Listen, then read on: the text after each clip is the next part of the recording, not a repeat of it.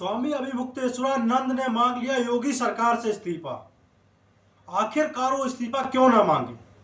जिस प्रकार से महाकुंभ के अंदर इतनी बड़ी त्रासदी हुई है, जिसमें कई सारे लोगों की जानें चली गई, कई सारे लोग घायल हो गए, कई सारे लोगों का पता नहीं लग रहा है अब तक।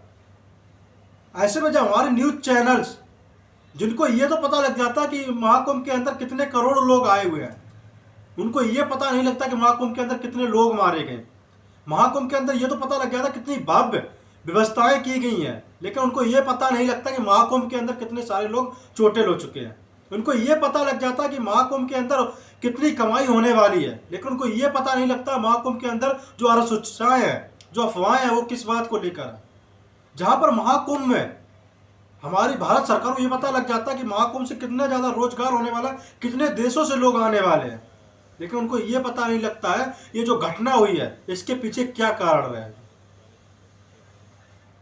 इसी सब चीजों को लेकर महामुक्तेश्वरा महाराज ने अब योगी सरकार से इस्तीफा की मांग की है।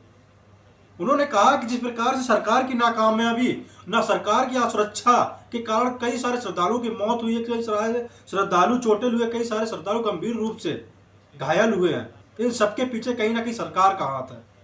सबसे पहले आप लोगों को बताना चाहता हूं कि जो ये लल्लन टॉप के रिपोर्टर्स ने ये वीडियो कवर किया, इस वीडियो को आप लोग देखिए स्क्रीन पर कि किस प्रकार से महाकुंभ के अंदर त्रासदी हुई थी, किस प्रकार से लोग मलबे के अंदर से निकाले जा रहे थे, किस प्रकार से लाशें मलबे में दबी हुई थी, और एक जगह पर नहीं बल्कि महाकुंभ के अंदर 2-3 जगहों पर भगदड़ मची हुई थी। उन सब चीजों को रिपोर्टर्स ने किस प्रकार से छिपाया।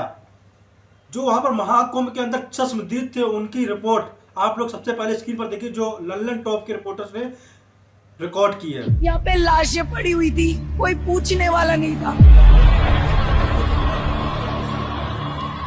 मलबे में से लाशें निकल रही थी।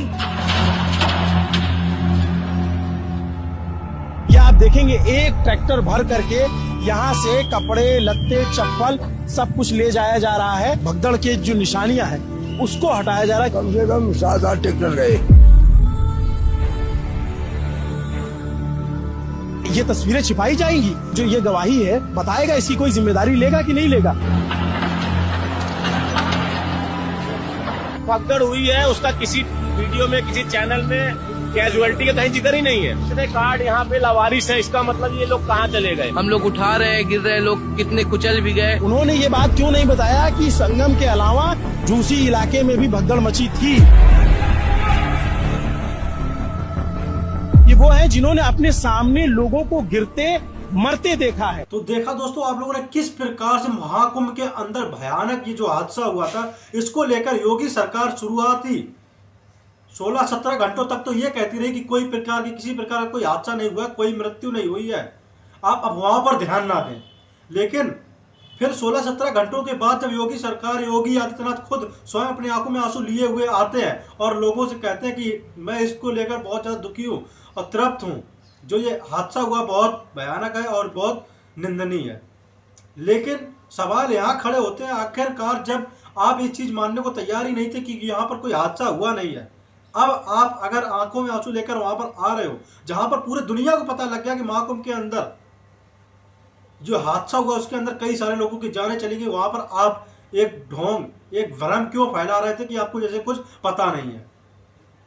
वहां पर आए लाखों करोड़ों श्रद्धालु जो उस भगदड़ के साक्ष्य है, उनको पता है, कई सारे देशों से आए हुए श्रद्धालुओं तक ये खबर पहुंच जाती है, लेकिन हमारे देश के, हमारे राज्य की सरकार को ये पता नहीं लग पाता, हमारे मुख्यमंत्री को ये पता नहीं लगता कि वहां पर भगदड़ हुई है या फिर अफवाहें फैल रही है।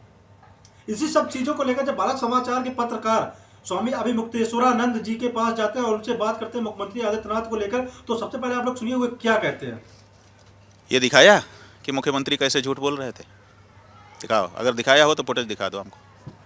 मुख्यमंत्री ने शाम तक कहा कि अफवाहों पर ध्यान मत दें। शाम तक उन्होंने नहीं बताया कि कोई मरा है। मुख्यमंत्री के मुंह से वाक्य नहीं निकला। शाम को 7:52 पर उन्होंने कहा कि कुछ लोग मरे हैं। पूरा दिन उन्होंने बिता दिया, रात को 1 बजे घटना घट गई और उन्होंने कहा कि अफवाहों पर ध्यान मत दें, कुछ नहीं हुआ है, सब ठीक चल रहा है, अफवाहों पर ध्यान मत दें। और आपके चैनल के लोग, जो भी चैनल हम लोग समाचार जानने के लिए खोज रहे थे, उसमें पट्टी आ रही थी, अफवाहों पर ध्यान मत दें। तो आप लोग तो अफवाह कह रहे थे हमारी श्रद्धालुओं की मौत को। श्रद्धालुओं की मौत अफवाह होती है? आपने क्यों नहीं पूछा, क्यों नहीं प्रश्न खड़ा करते हो कि मुख्यमंत्री आदित्यनाथ जी ने क्यों जनता से, पूरे देश से, पूरे प्रदेश से क्यों छुपाया कि मौतें भी हुई हैं? क्यों कह रहे थे कि अफवाहों पर ध्यान न दें, सब कुछ शांतिपूर्वक हो रहा है? बताओ, नहीं बता सकोगे। क्यों क्यों आप तो क्या करोगे बेचारे? आप भी अगर सवाल हमारी तरफ उठा दोगे, आपकी नौकरी से। तो दोस्तों, देखा आप लोगों ने किस प्रकार से पत्रकार स्वामी अभिमुक्तेश्वरानंद महाराज से इसके बाद इस घटना को छुपाने के लिए भी इसके ऊपर एक और आरोप बढ़ता है कि कहता है कि महाकुंभ 2013 के अंदर भी तो भगदड़ हुई थी। तब उसको जवाब देते हुए अब स्वामी अभिमुक्तेश्वरानंद क्या कहते हैं उससे आप लोग खुद सुनिए। 2013 में जो कुंभ हुआ था उस दौरान भी ऐसी एक भगदड़ हुई थी, इस बार भी उसी तरीके से देखने को। हाँ, बस अब आप सबसे बड़ा फार्मूला आपने निकाल लिया कि ये तो हर कुंभ में होता है, इसलिए हमारे में भी हुआ, तो क्या दिक्कत है? व्यवस्थाएं कैसी देखते हैं इससे आप? बढ़िया क्या कोई फार्मूला नहीं है कि उनके में भी तो भगदड़ हुई थी तो हमारे में हो गई, तो क्या दिक्कत है? वाह रे वाह, बहुत अच्छी ढाल लेकर आ गए हो आप लोग सरकार की। तो दोस्तों, आपने सुना स्वामी अभिमुक्तेश्वरानंद भारत समाचार के पत्रकारों किस प्रकार से फटकार लगाते हैं और कहते हैं कि आप 2013 के महाकुंभ को लेकर भगदड़ को देखते रहिए और इस गलती को छुपाते रहिए। अगर उनके महाकुंभ में गलती हुई है तो उनके ऊपर वो दोष आएगा। आपके अंडर में जब ये महाकुंभ की जो घटना हुई है तो इसका दोष आपके ऊपर आएगा। आप इन सब चीजों को ना दिखाते हुए एक दूसरे की गलती छिपाने के पीछे लगे हुए हो। धिक्कार है ऐसे कुछ पत्रकारों के ऊपर जो सच्चाई को नहीं दिखा सकते हैं और अपने आप को पत्रकार कहते हैं। आजकल के पत्रकार पत्रकार नहीं, बल्कि उनको गोदी मीडिया का पत्रकार इसीलिए कहा जाता है कि वो सच्चाई को दिखाने के लिए काम नहीं कर रहे बल्कि पैसों के लिए काम कर रहे हैं।